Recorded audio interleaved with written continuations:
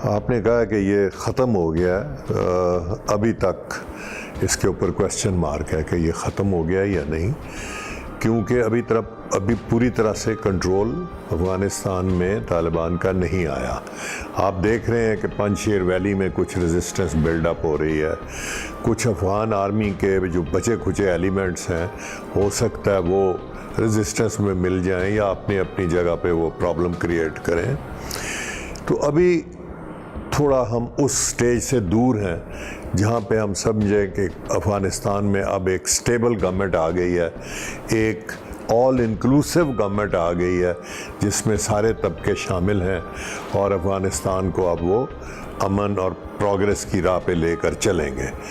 तो इसमें अभी कुछ टाइम लगेगा। अभी तक जो स्टार्ट है, बिगिनिंग है, वो बहुत अच्छी है। तालिबान ने बहुत अच्छी अनाउंसमेंट्स की हैं। अभी तक कोई कत्लेआम किसी का नहीं हुआ, कोई उन्होंने ऐसे लॉज नहीं बनाए जिनको जवाज़ बना के दुनिया उनका बाइकआउट कर सके। अमेरिका वगैरह अभी फ़िलहाल इनको रिकग्निशन नहीं दे रहे। एक तो वो उनकी जो शिकस्त हुई है उससे वो जिसको कहते हैं अपने ज़ख्म चाट रहे हैं, या वो अभी तक उस सदमे में हैं कि इतनी बुरी तरह से वो शिकस्त खा कर गए हैं। हालांकि ओवरवेलमिंग ताकत थी उनके पास। तालिबान तो इनके पास तो कोई ना हवाई ताकत थी, ना कोई ड्रोन्स थे, ना कोई हेलीकॉप्टर्स थे, ना कुछ थे, सिवाय एक जज्बे के और हुब्बुल वतनी के जिसके साथ ये लोग लड़े हैं और इनको अल्लाह ने कामयाबी दी है। तो हम दुआ करते हैं कि अफ़गानिस्तान में स्टेबल गवर्नमेंट आए और अमन हो, क्योंकि हमारे लिए भी ये बहुत ज़रूरी है। हम उनके डायरेक्ट नेबर्स हैं।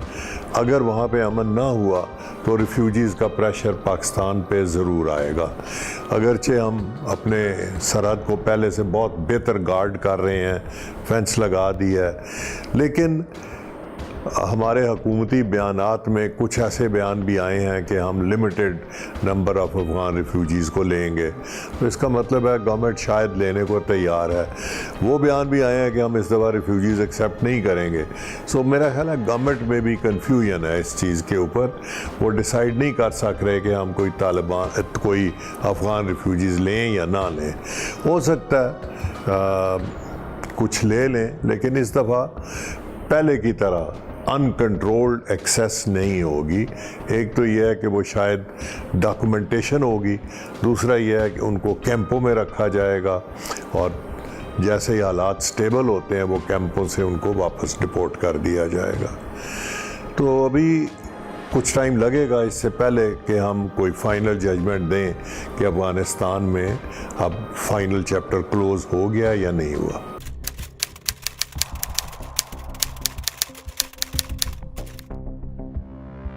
जहाँ तक इंडिया का ताल्लुक़ है, इंडिया का इन्फ्लुएंस तो बहुत हद तक कम हो गया, क्योंकि उनके कॉन्सुलेट्स बंद हो गई, उनके आदमियों को भागना पड़ा। कुछ वो अफ़गान भी जो इंडियंस के साथ एक्ट कर रहे थे वो भी इंडिया चले गए उनके जहाज़ों में बैठ के। तो इंडिया ने अपना काफ़ी हद तक इन्फ्लुएंस लूज़ कर दिया, क्योंकि जिनके साथ उनकी दोस्ती थी वो तो गए काबुल से। अब वो पंजशीर में हैं कुछ अमरुल्लाह साले जैसे लोग जिनका इंडिया के साथ रब्ता था, और फिर ताजिकिस्तान में इंडिया का एक बेस है, उसको वो एक्टिवेट करेंगे और वहाँ से वो पंजशीर वालों के साथ अपना कायम करेंगे रब्ता। तालिबान दुश्मनी नहीं दिखाएंगे इंडिया को, लेकिन इंडिया का वो इन्फ्लुएंस और वो दोस्ती भी नहीं होगी तालिबान के साथ जो उनकी पहली गवर्नमेंट के साथ थी। हमें जो ख़तरा है वो टीटीपी से है, जो कि नूरिस्तान और कुन्नर प्रोविंसेस में बैठे हुए हैं।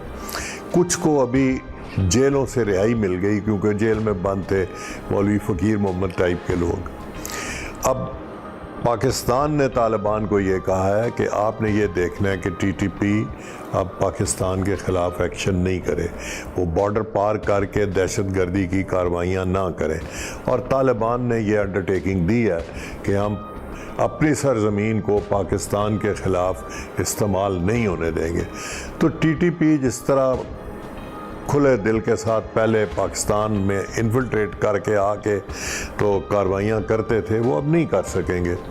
एक तो ये है कि हमने फेंस लगा ली है, तो फेंस लगने के बाद अब बड़ा मुश्किल हो गया किसी के लिए भी क्रॉस करना, सिवाय उन डेजिग्नेटेड जगहों पे जहाँ पे हमने कंट्रोल किया हुआ है।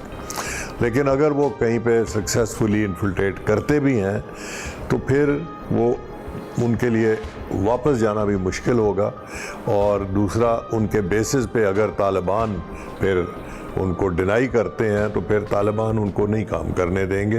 हो सकता है उनको पकड़ के फिर जेल में डाल दें या उन पे हमला करके उनको ख़त्म कर दें।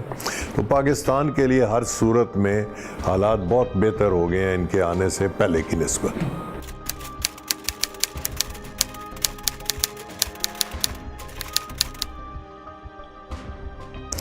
पहली बात यह है कि बलूचिस्तान में जितने भी एक्शंस होते थे, चाहे वो BLA है या कोई और ग्रुप है, ये आते अफ़गानिस्तान से थे। अफ़गानिस्तान में इनको पिछली हुकूमत ने इजाज़त दी हुई थी, इनके ट्रेनिंग कैंप उधर थे, फरारी जो जाते थे उनको ट्रेनिंग भी मिलती थी, वेपन्स भी मिलते थे, इंडिया उनको फंडिंग करता था और वो आकर एक्शन करते थे।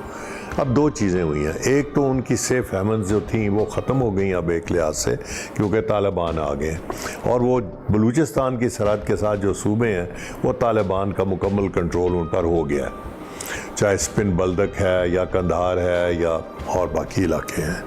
दूसरा ये है कि पाकिस्तान वहाँ पर फेंस लगा रहा है।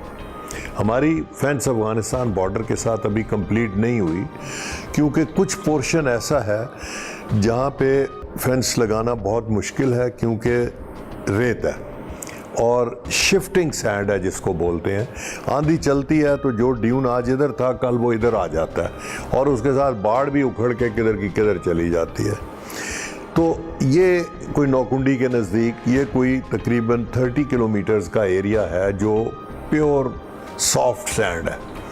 अब वहाँ पे आर्मी ने ठेका दिया है उन ठेकेदारों को जो पुलों के लिए ड्रिलिंग करते हैं, तो वहाँ पे वो ड्रिलिंग करके नीचे डेप्थ में जा रहे हैं, जहाँ पे फर्म ग्राउंड आ जाता है वहाँ पे वो बेस बना रहे हैं और वहाँ से पिलर लेकर ऊपर आएंगे और फिर उन पिलर्स के साथ फेंस लगेगी।